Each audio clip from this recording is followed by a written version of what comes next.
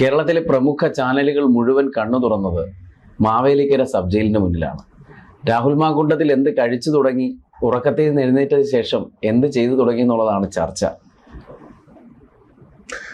നമ്മുടെ മാധ്യമങ്ങൾ കഥ ഉണ്ടാക്കുന്ന, അതായത് ഒരു വാർത്തയെ കഥയായിട്ട് അവതരിപ്പിക്കുന്ന, അതിന് മസാലയും പൊടിപ്പും തൊങ്ങലും ഒക്കെ വെക്കുന്ന കാര്യത്തിൽ നല്ല ബിരുദമുള്ള ആൾക്കാരാണ്.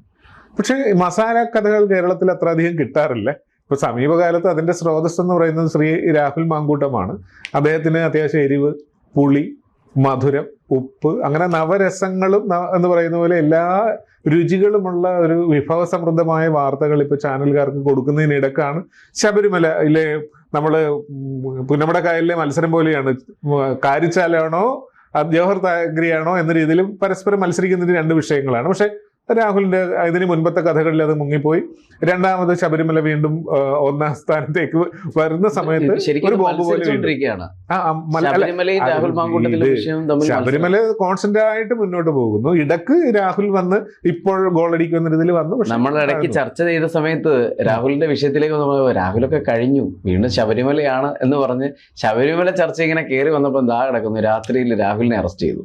അതായത് ചന്തുവിന്റെ ജീവിതം പിന്നെയും ബാക്കി എന്ന ഒരു സംഭവം പറഞ്ഞ പോലെ ഇനിയും പീഡന പർവ്വങ്ങളിൽ നായകനായി അല്ലെങ്കിൽ അതിലെ വില്ലനായി വരുവാനായിട്ട് അദ്ദേഹത്തിന്റെ മുൻകാല ചെയ്തികളുടെ പാപഭാരവും കൊണ്ട് ആരെങ്കിലുമൊക്കെ വിരൽ ചൂണ്ടിയാൽ അവിടെയൊക്കെ ജാമ്യം എടുക്കേണ്ട ഒരു അവസ്ഥയിലേക്ക് ഇപ്പോൾ അദ്ദേഹം നിൽക്കുന്നു.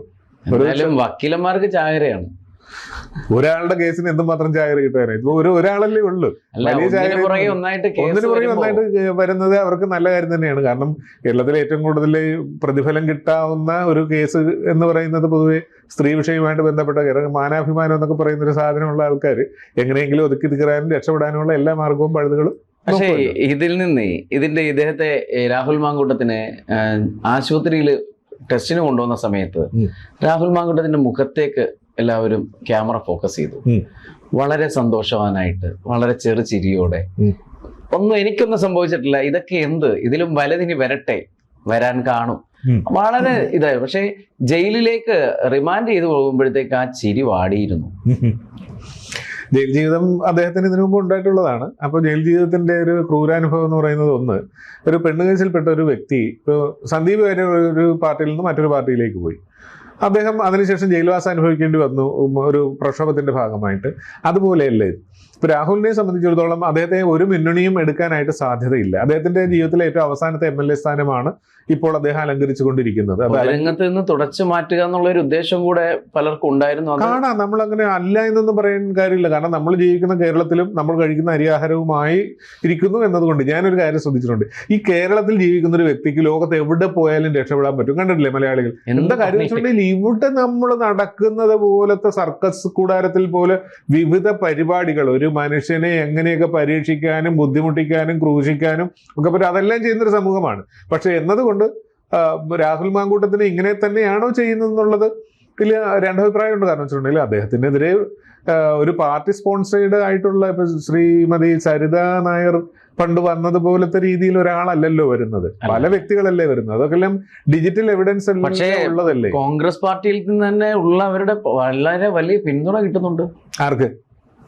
ഈ എതിരെ കേസ് കൊടുക്കാൻ വരുന്നവർക്ക് അത് വ്യക്തമല്ലേ? കാരണം രാജ്മോഹൻ ഉണ്ണിത്താനൊക്കെ ഘോരം പ്രസംഗിക്കുകയാണ്, ഇവൻ പെണ്ണുപിടിയനാണ്, കള്ളനാണ് എന്നുള്ള രീതിയിൽ അദ്ദേഹത്തിന് പറയാം. മുരളീധരൻ പറയുന്നു. പക്ഷെ ഈ പറയപ്പെടുന്ന മുരളീധരനും രാജ്മോഹൻ ഉണ്ണിത്താനും പരസ്പരം പഴിചാരിയതും വിളിച്ചു പറഞ്ഞൊന്നും ആരും മറന്നിട്ടില്ല. പക്ഷെ ഒരു കാര്യമുണ്ടെന്നേ, ഇവരെ നിയമ സംവിധാനത്തിലൂടെ എപ്പോഴെങ്കിലും ഇവരെ അറസ്റ്റ് ചെയ്തിട്ടുണ്ടോ? ഇത്തരം കാര്യങ്ങൾക്ക് ശിക്ഷ വാങ്ങിച്ചിട്ടുണ്ടോ? ഇല്ലല്ലോ.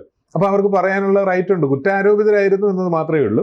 പക്ഷെ രാഹുൽ മാങ്കൂട്ടത്തിന്റെ കഥയിൽ ഉള്ള ട്വിസ്റ്റ് എന്ന് പറയുന്നത് അദ്ദേഹം ഈ ബുദ്ധിമുട്ടിച്ച, ദ്രോഹിച്ച, വിഷമിപ്പിച്ച പെണ്ണുങ്ങളുടെ ലിസ്റ്റ് വളരെ നീണ്ടതും അത് പല സാഹചര്യത്തിലും പലയിടത്തും വിശ്വസനീയമായ രീതിയിലുള്ള തെളിവുകളുമായിട്ടാണ് അവർ വരുന്നത്. അതിൽ തന്നെ ഇദ്ദേഹത്തിന്റെ ശബ്ദരേഖയുണ്ട്, ഇദ്ദേഹത്തിന്റെ വാട്സാപ്പ് ചാറ്റുകളുണ്ട്. ഈ ശബ്ദരേഖയിലൊക്കെ എന്ന് വെച്ചിട്ടുണ്ടെങ്കിൽ വളരെ മോശമായിട്ട് തോന്നി. നമ്മൾ ഒരിക്കലും ചർച്ച ചെയ്തിട്ടുള്ളതാണ് ആദ്യത്തെ കേസിൽ. അതായത് എത്ര വന്നാലും നമ്മൾക്ക് ബന്ധമുണ്ടായിരുന്ന ഒരു സ്ത്രീയാണ്. അവരോട് ഒരു അബദ്ധം, ഇപ്പൊ അവർ പ്രഗ്നന്റ് ആയി, അവരോട് ഇത്തിരി സഹാനുഭൂതി കാണിക്കാം, മനുഷ്യത്വം കാണിക്കാം, മര്യാദ കാണിക്കാം. അതൊന്നുമില്ലാതെ അതോടുകൂടി ഇനി നിന്നെ ഞാൻ അറിയുകയില്ല, നീ സൗകര്യം പോലെയൊക്കെ ചെയ്യുന്നൊക്കെ പറയുന്നത് ആ വാക്കുകളാണ് ഏറ്റവും വലിയ പീഡനം പെണ്ണുങ്ങളെ സംബന്ധിച്ചിടത്തോളം. മാനസികമായിട്ടുള്ള ഒരു വലിയ വ്യഥയായിരിക്കും. ആണ്. ഈ രാഹുൽ മാങ്കൂട്ടത്തിന്റെ വിഷയം വന്നപ്പോൾ പല സ്ത്രീകളും പറഞ്ഞിട്ടുള്ള കേസുകൾ വന്നിട്ടുള്ള പരാതികളിൽ പറയുന്നത് ഇയാൾ അങ്ങോട്ട് ആവശ്യപ്പെടുകയാണ്, എനിക്ക് നിന്നിൽ എൻ്റെ ഒരു കുഞ്ഞിനെ വേണം. അതെന്ത് വൈകൃതമാണ്! ഒരാളോടല്ല, രണ്ടുപേരോടല്ല, 3 പേരോട്. എന്നിട്ട് ആ കുഞ്ഞിനെ അവരിൽ നിക്ഷേപിച്ച് ജനിപ്പിക്കുക, ആ ജന്മം കഴിയുമ്പോൾ ഇത് എൻ്റെ അല്ല മറ്റൊരാളുടെയാന്ന് പറയുക, അതിനകത്തൊരു മര്യാദകേടുള്ള സ്ത്രീകളുടെ മനസ്സിന്റെ ഒരു സോഫ്റ്റ് കോർണർ ഉണ്ട്.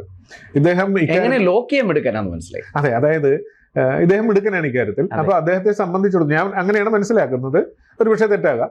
അദ്ദേഹത്തെ സംബന്ധിച്ചിടത്തോളം അദ്ദേഹത്തിന്റെ ഒരു പൊസിഷൻ വെച്ചുകൊണ്ട് ചെറുപ്പക്കാരനാണ്, അവിവാഹിതനാണ്, എലിജിബിൾ ബാച്ചലറാണല്ലോ, സുന്ദരനുമാണ്. അപ്പൊ അങ്ങനെയുള്ള ഒരാള് ഒരു പെണ്ണിനോട് താല്പര്യം കാണിച്ചിട്ടുണ്ടെങ്കിൽ ആ പെണ്ണുങ്ങൾ എപ്പോഴും ഒരു ആണിനെ കാണുന്ന ഒരു സെക്യൂരിറ്റി ആയിട്ട്, രക്ഷകനായിട്ട്, പ്രൊട്ടക്ടറായിട്ടൊക്കെയാണ്. അപ്പൊ അങ്ങനെ നോക്കുമ്പോൾ നിയമസഭയിൽ പോലും ഇൻഫ്ലുവൻസ് ചെലുത്താൻ പറ്റുന്ന ഒരാൾ എനിക്ക് എന്റെ കാമുകനായിട്ടുണ്ട് എന്നൊക്കെ പറയുന്ന അല്ലേ. പിന്നെ കുഞ്ഞിനെ ജനിപ്പിച്ചാൽ ഒരുപക്ഷെ അയാൾ എന്നേക്കുമായിട്ട് സ്വന്തമാകുമെന്നുള്ള വ്യാമോഹം അല്ലെങ്കിൽ മോഹമോ പെണ്ണുങ്ങൾക്കുണ്ടാകാം. പക്ഷെ ഇപ്പൊ സംഭവിക്കുന്ന വെച്ചിട്ടുണ്ടെങ്കിൽ ഇതേ ആവശ്യം പലരോടും അദ്ദേഹം ആവശ്യപ്പെടുകയും ഇദ്ദേഹം ഇങ്ങനെ വിവിധ ഇടങ്ങളിൽ കുഞ്ഞുങ്ങൾ ഉണ്ടാകാൻ പലരോടും ആഗ്രഹം കാണിച്ച ഒരു ശിശുസ്നേഹിയാണ് എന്നത് മനസ്സിലാകുമ്പോഴാണല്ലോ. അല്ല, ഇനിയിപ്പോ ഒരു ശിശുദിനം വരുമ്പോ കൃത്യമായിട്ട് രാഹുൽ മാങ്കൂട്ടത്തിന് ഓർക്കേണ്ടി വരും. കാരണം ധാരാളം കുഞ്ഞുങ്ങളുണ്ട്. പക്ഷെ ഇതിനകത്തുള്ള ഒരു സത്യസാരെ തുറന്നു പറയേണ്ട ഒരു കാര്യമുണ്ട്, എത്രയോ കുഞ്ഞുങ്ങളുടെ നിലവിളി ഇവിടെയുണ്ട്. അതിൽ രാഹുൽ മാങ്കൂട്ടത്തിനെ മാത്രം കുറ്റപ്പെടുത്തേണ്ട കാര്യമുണ്ട്. ആരാണ് ഈ പാപം ചെയ്യാത്തവർ കല്ലെറിയും? ആരാ പാപം ചെയ്യാത്തവർ നമ്മുടെ സമൂഹത്തിൽ നിന്ന്? രാഹുൽ മാങ്കൂട്ടത്തിനെ ഐഡന്റിഫൈ ചെയ്തുകൊണ്ട് നമ്മളത് പറയുന്നു. ഐഡന്റിഫൈ ചെയ്യാത്ത നേതാക്കന്മാരില്ലേ, സിനിമാക്കാരില്ലേ, രാഷ്ട്രീയക്കാരില്ലേ, പൊതുപ്രവർത്തകരില്ലേ, ഏത് മേഖലയിലും ഇല്ലാത്തത് ബിസിനസ്സുകാരില്ലേ? ഒറ്റപ്പെട്ട സംഭവങ്ങളൊക്കെ അറിയുന്നതൊക്കെ ഒറ്റപ്പെട്ട സംഭവങ്ങൾ, അറിയാത്ത സംഭവങ്ങളാണ് യഥാർത്ഥ സംഭവങ്ങൾ എന്ന് പറയുന്നത്. പക്ഷേ ഇതിനകത്ത് ഈ സ്ത്രീകളും കുറ്റക്കാരാണെന്ന് തന്നെ പറയേണ്ടി വരും. അങ്ങനെ എടുത്തു പറയാനും പറ്റൂല, പോലീസ് കേസ് പിന്നെ നമ്മുടെ പുറകിന് വരും. എങ്കിലും പറയാതിരിക്കാൻ കഴിയില്ല. ഒന്ന് ചിന്തിച്ചിരുന്നെങ്കിൽ ഇവരാരും ഈ ചെന്നീ കുഴിയിൽ പെടില്ലായിരുന്നു. ഒരാളെ വിശ്വസിക്കാനായിട്ട് അയാൾ പറയുന്ന വാക്കുകൾ മാത്രമേ ഉള്ളൂ. ആ വാക്കുകൾക്ക് ഒരു പ്രത്യേകതയുണ്ട്. ഇത്രയേറെ കാര്യങ്ങൾ, ഇത്രയേറെ വിഷയങ്ങളോ ദൈനംദിനം വന്നുകൊണ്ടിരുന്നിട്ട് വീണ്ടും അല്ല, അങ്ങനെയല്ല തെറ്റിദ്ധരിക്കരുത്. അതായത് ഈ വ്യക്തി ഒരു കാലഘട്ടത്തിൽ, അതായത് ഇപ്പോൾ 1-2 വർഷത്തിനുള്ളിൽ പല ബന്ധങ്ങളിൽ ഏർപ്പെട്ടു, പരസ്പരം കണക്ട് ചെയ്യാതെ, പരസ്പരം അറിയാതെ. എന്നാൽ ഒരു സന്ദർഭത്തിൽ ആദ്യമായൊരു വിഷയം പുറത്തു വരുന്നു. അപ്പോഴും ആ ഒരു സംഭവമേ ഉള്ളൂ. ആ മറ്റു പെൺകുട്ടികൾ ഇയാളെ ന്യായീകരിക്കുമോ? ഇയാൾക്ക് ന്യായീകരിക്കായിരുന്നു, എടി അത് എൻ്റെ കുഴപ്പമല്ല, അവൾ എന്നെ വേണമെന്ന് പറഞ്ഞിട്ട് അങ്ങനെയാണ് പതിയെ ക്ഷമിക്കും. പക്ഷെ ഒന്നിലധികം സംഭവങ്ങൾ വരുമ്പോൾ ഓരോരുത്തരായിട്ട് ഞാൻ വഞ്ചിക്കപ്പെടുകയായിരുന്നു എന്നൊരു തോന്നലിലേക്ക് വരും. ഇപ്പൊ ഈ സംഭവം ഉണ്ടായതിനു ശേഷം ഇനിയും രംഗത്ത് വരാൻ ആരെങ്കിലും ഉണ്ടെങ്കിൽ അവർ ചിന്തിക്കുന്നത് എന്താ, ചേട്ടാ ഇയാളിപ്പോൾ ഇത് തന്നെ പരിപാടിയാണല്ലോ, ഇപ്പൊ 4-5 പേരായല്ലോ ഇങ്ങനെയാണെങ്കിൽ, അങ്ങനെ ഞാനെന്തിനാ മിണ്ടാതിരിക്കുന്നത്? കാരണം ഈ മിണ്ടുന്നവരുടെ ഒന്നും പേര് പുറത്തു വരുന്നില്ല. ഈ അതിജീവിതമാർ ഇപ്പോഴും നിയമത്തിന്റെ സംരക്ഷണയിലാണ്. അവർക്ക് അവരുടെ മാനം പൊതു മധ്യത്തിൽ നഷ്ടപ്പെടുന്നില്ല എന്നുള്ളത് വലിയൊരു കാര്യമാണ്. അതുകൊണ്ടാണ് ആൾക്കാർ രംഗത്ത് വരാൻ തയ്യാറാകുന്നത്.